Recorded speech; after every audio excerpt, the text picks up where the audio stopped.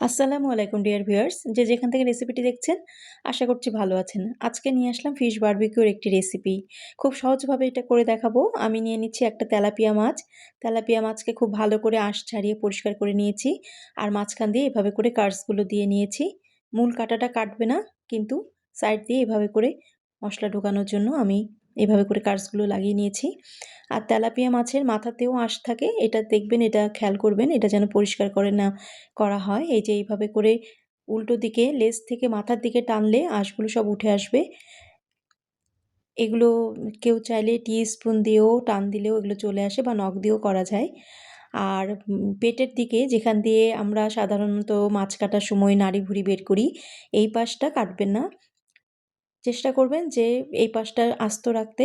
এই যে মাথার এই পাশটা মুখের এদিক দিয়ে মাছের যে পটকা থাকে বা নাড়ি ভুঁড়ি থাকে ওগুলো বের করার চেষ্টা করবেন। তাহলে মাছটা ভেঙে যাবে না, আস্ত থাকবে।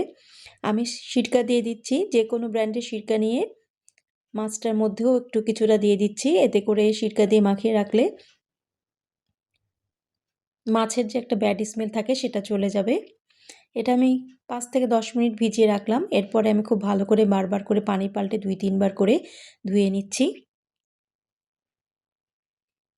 মাছ ধোয়ার পালা শেষ। এখন আমি মাছটাকে খুব ভালো করে শুকনো কোনো কাপড় দিয়ে বা কিচেন টিস্যু দিয়ে আমি খুব ভালো করে এটা মুছে নিতে হবে। এটা আমি মুছে নিয়ে একটা মশলা ম্যারিনেট করব। এই তো মাছ আমার পরিষ্কার করা শেষ। এখন আমি একটা মশলা রেডি করে নিচ্ছি। নিয়ে নিচ্ছি 4 চামচ টক দই, নিয়ে নিচ্ছি হাফ চামচ হলুদ গুঁড়ো, 1 চামচ মরিচ গুঁড়ো, আর নিয়ে নিচ্ছি গোলমরিচের গুঁড়ো। যে কোনো ব্র্যান্ডের বারবিকিউ মশলা নিচ্ছি 3 চামচ। আর নিয়ে নিচ্ছি 1 চামচ আদা কুচি, 1 চামচ রসুন কুচি, লবণ নিলাম 1 চামচ, আর সরিষার তেল নিয়ে নিচ্ছি। নিয়ে আমি পেস্টটা তৈরি করে নিচ্ছি। ধনেপাতা কুচিও নিয়ে নিচ্ছি 1 চামচ। এই তো রসুন কুচি 1 চামচ, আদা কুচি 1 চামচ, সবগুলো দিয়ে আমি একসাথে একটা পেস্ট করে নিলাম। আমি বাটা মশলা দিব না, আদা বাটা বা রসুন বাটাও দেওয়া যায়, কিন্তু আমি তো আমার রান্নাগুলো যারা ফলো করেন তারা জানেন যে আমি খুব সহজ করে রান্না করার চেষ্টা করি। আমি বাটাবাটি মশলা ঝামেলাতে যাব না। আমার রান্নাগুলো যারা ব্যাচেলার, যারা বিগিনার্স, যারা স্টুডেন্ট তাদের জন্য যেন হেল্পফুল হয়, এই জন্য আমি বাটা মশলা ঝামেলায় গেলাম না। ফ্রাই প্যানে নিয়ে নিচ্ছি সরিষার তেল। চেষ্টা করবেন আপনারা সরিষার তেলে রান্নাটা করার জন্য, তাহলে এই ফিশ বারবিকিউটা খেতে খুব ভালো লাগে। এই তো ফিশটা দিয়ে দিলাম, দিয়ে আমি মশলাটা উপর দিয়ে দিয়ে দিচ্ছি।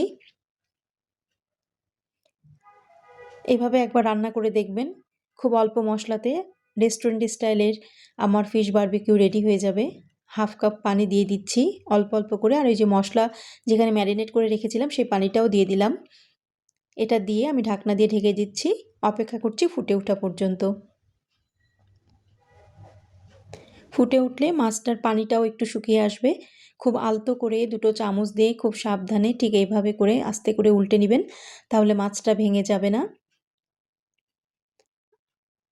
একটু যে মশলা ছিল সেটা আমি মাছের মধ্যে আবার লাগিয়ে দিচ্ছি।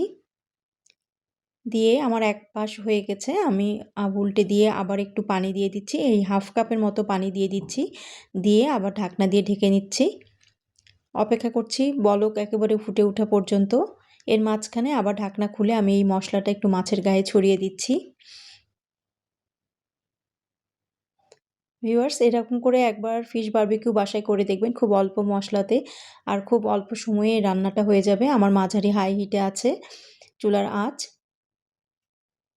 এই তো আমি আরেকবার মাছটা উল্টে দিচ্ছি। আমার 2 পাশই খুব ভালো করে হয়ে গেছে, খুব ভালো করে হয়ে গেছে 2 পাশই। এখন আমি চুলাটা বন্ধ করে দিব, অপেক্ষা করব 5 মিনিট। 5 মিনিট পর আমি নামিয়ে নিলাম। ফিশ বারবিকিউ আমার রেডি। এটা যে এত সুন্দর একটা স্মেল বের হয়েছে ভিউয়ার্স, আশা করছি একবার বাসায় ট্রাই করবেন। এত সুন্দর একটা ফিশ বারবিকিউ যদি বাসায় করতে পারি তাহলে রেস্টুরেন্টে কেন যাব বলেন? আজকে চলে যাচ্ছি, আসবো নতুন কোনো রেসিপি নিয়ে। সে পর্যন্ত সবাই ভালো থাকবেন। আল্লাহ হাফিজ।